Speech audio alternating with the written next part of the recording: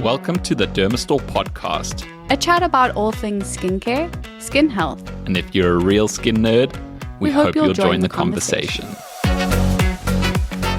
Welcome to episode 29 of the Dermastore Podcast. Hey Lara, how are you doing? Fine, Greg. How are you? All good, thank you. Dr. Webster's joining us in the studio again today. How are you, Dr. Webster? I'm well, thank you. Lara, what did you use this morning? This morning, Greg, I used the La Roche-Posay Mela B3 cleanser. Okay. Loving it. And then I used Floritin CF, my antioxidant from SkinCeuticals. Took advantage of the Black Friday promo, which is really nice. I love that product. I know some people say that it smells really funny, but I love it. I think it's so good. And I think why I love it so much is because I just know how good it is for my skin. And then I followed that up with Butte's Bravo Balm, the barrier cream. Nice. We have been getting back into a Cosmoland sort of routine, so it's really good to get the barrier healthy again. And then I just followed that. I think it's my new favorite sunscreen.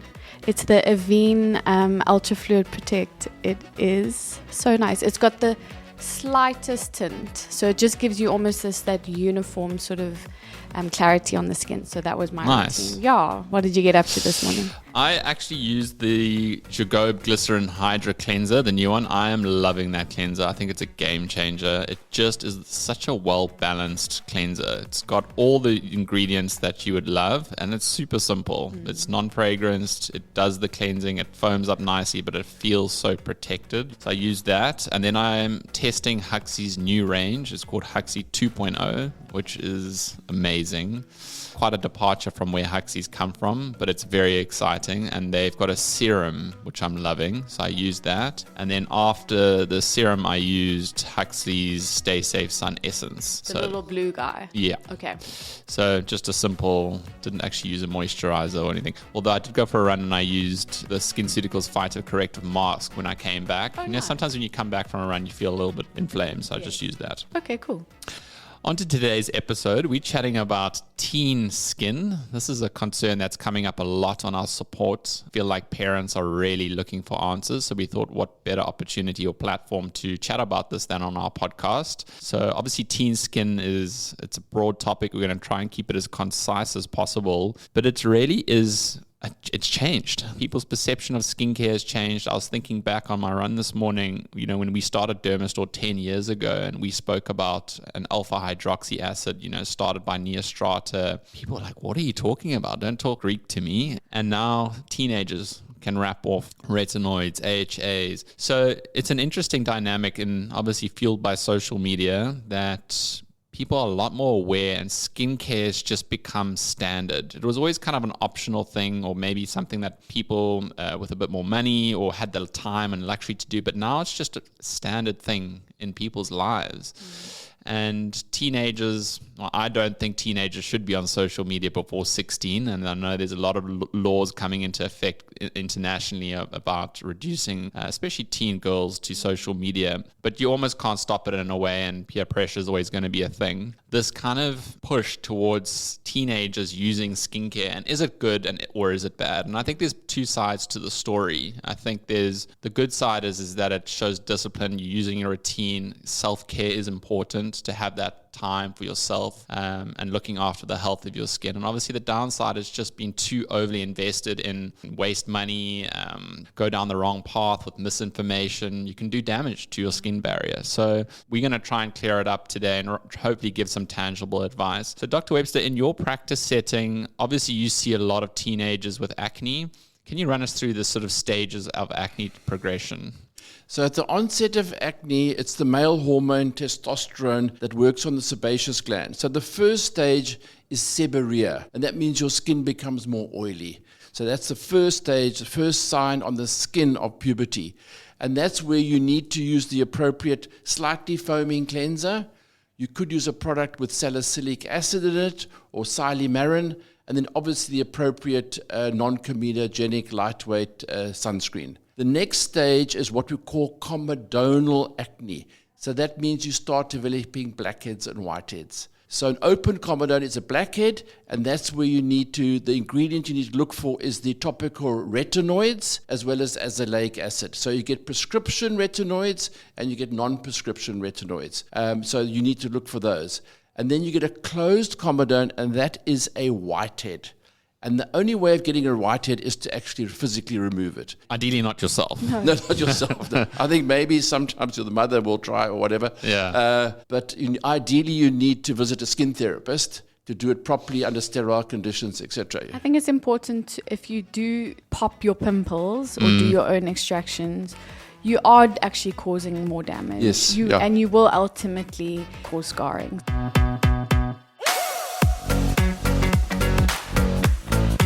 So just in reality, going to skin therapist as a teen, how often would you need to go to have extractions done? I think it depends upon how bad it is, Okay. If you've got bad comedonal acne, you need to go about every 6 weeks or so. Okay. So that's the comedonal acne. The next stage is where you start developing little pimples, and that's called papulopustular acne, and you get mild, moderate, and severe, and that's where it's a good idea you continue with your retinoid at nighttime, and that's where you need a benzoyl peroxide product in the morning that you can just use as a spot treatment. So can I clarify? So the papulopustular, Yes. that is how you would identify it if there's almost like a little bit of redness around yes, it. yeah, And yeah. on a darker skin, it would be a little bit of darkness around And that's that it. pimple. Okay, That's so it. it's So a sign of inflammation. inflammation, There's an infection yeah, in yeah, there. Okay, exactly. so it's the progressive stage Yeah. of a breakup. And what's important is even this sort if you have moderate papulopustular acne, recent research has shown you can actually develop what we call atrophic scars, like depressed scars. So you need to actually attend to this a bit more efficiently. And then the last stage is what we call nodular cystic acne. As this is where people develop large cysts. There's a high risk of producing permanent scarring with this. Okay. And this is basically where you need a drug like isotretinoin. And that's where rather sooner than later. Also mentioned before that if there is a family history of acne, so if your mom and dad had it, it would be important for you to address that acne immediately. Exactly. And then often you will see parents who have had bad acne with scarring. The teenager will often start earlier. Okay. So they will have seborrhea and the blackheads in them at a younger age. Okay. And that is a warning sign that they're going to have a rougher journey. Okay. It starts earlier and it goes on longer, and they will probably they're going to have more severe acne Okay. through no fault of their own.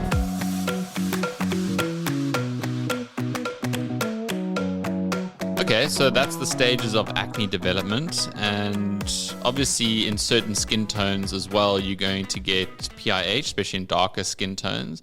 So I think an ingredient that we really love is azelaic acid because it just does so much. Oh, it's fantastic. So it helps for acne, it helps for PIH, it helps for rosacea, it helps for seborrheic dermatitis. And what is nice is it's well tolerated because some people can't tolerate the retinoids, the vitamin A type products. And azelaic acid is a brilliant product. So just a summary of the top ingredients we're recommending is salicylic acid, retinols, niacinamide, benzoyl peroxide, azelaic acid, and green tea extract also comes up a lot. Yes. Being a teenager is obviously a weird time because you've got all these hormones raging. There's opposing forces at work. You kind of don't want to get off the couch. You're a bit lazy. You sort of lean towards fast foods and sugary foods, which almost perpetuate acne as well. Look, not all teenagers experience acne, and I think that's something important to also realize as well. You get teenagers who are just looking for skincare, and we can chat about some of those products. But I mean, good practical habits, I think, are also important. So things like washing your bed linen regularly, just good hygiene, showering, avoiding touching your face or squeezing the pimples. And I think the key is also just to try be consistent. Teenagers, they're naturally at a rebellious stage. I remember from my teenage years, you're almost rebellious to routine and structure. Yeah. You're so used to school and being told what to do, and you have to do this at a certain time. You almost want to break free of the shackles, if you will, of sort of normal life. So you are easily influenced and sent down potentially some wrong roads. So I think it is important important to just establish a skincare routine. It doesn't have to be complicated. That's the take-home message here. You can keep it relatively simple. And we've sort of grouped the products into cleansers, treatments, moisturizers, and sunscreens. Absolutely. Okay, so let's go through some product recommendations for teenage skin with acne or not. So in terms of cleansers, Lara, very important step, as Ian spoke about the oiliness that teens experience. What are your top recommendations? These are all gentle foaming cleansers, and my top recommendations would be the CeraVe Blemish Control Cleanser, Huxley Gentle Cleansing Gel, and the Jorgobe Glycerin Hydro Cleanser. They're all slightly different, but have common characteristics that they're not going to strip and irritate your skin. And then the next step are treatment products. So Aven fantastic treatment. It's got salicylic acid and silymarin in it. We find it works so well. We've had incredible feedback.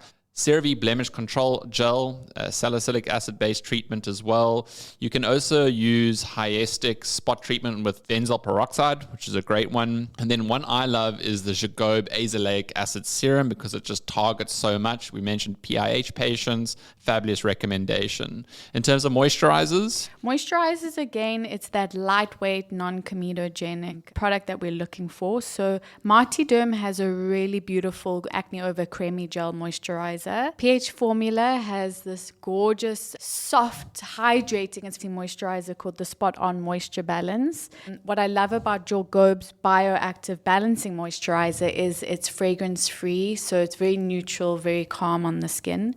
And then if you are looking for sort of that sensorial experience, the Huxley Fresh and More Cream. Great lightweight option. Yeah. And then probably the most important step is your sunscreen and getting the formulation right, because this can really set you back if you don't get a lightweight, non-comedogenic sunscreen. Yeah. So one we love is the Huxley Stay Safe Sun Essence. It's just so light and beautiful on the skin. And I love it doesn't leave a white cast. Yes, that's true. Yeah. La Roche-Posay's Anthelios UV Immune Fluid, top favorite for us. It's just so universal, protects the skin unbelievably well. Just you can't go wrong. And then the one you used this morning, the Aven Ultra Fluid Perfector, SPF 50, slight tint. Slight tint. So it's quite nice if you do have a few blemishes. It does conceal it without looking like makeup. Those are our top recommendations for teenage skin. You know, if you don't have acne, the Huxley Cleansing Gel could be a good option. The Jorgobe Azelaic Acid Serum just for an all-rounder treatment. The Jorgobe Bioactive Balancing Cream or Huxley Fresh and More. And the Huxley Stay Safe Sun Essence will be perfect for someone who's not experiencing acne but just wants lightweight, efficacious care.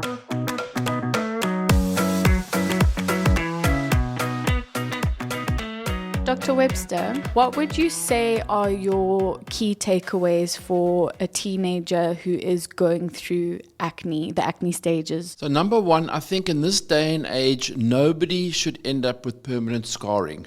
Or PIH, post-inflammatory hyperpigmentation. So please, if there is a positive family history of more severe acne in the family, you must seek help early. So if it's in that comedonal acne, go and see a skin therapist, and hopefully the skin therapist, if they feel they're not managing, refer on to a medical practitioner or preferably a dermatologist. Okay, good advice.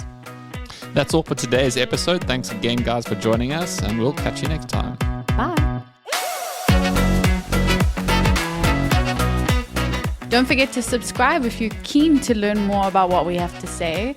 We would also really love your thoughts, ideas, and any questions you have for future episodes. You can email us on pod@dermastore.co.za.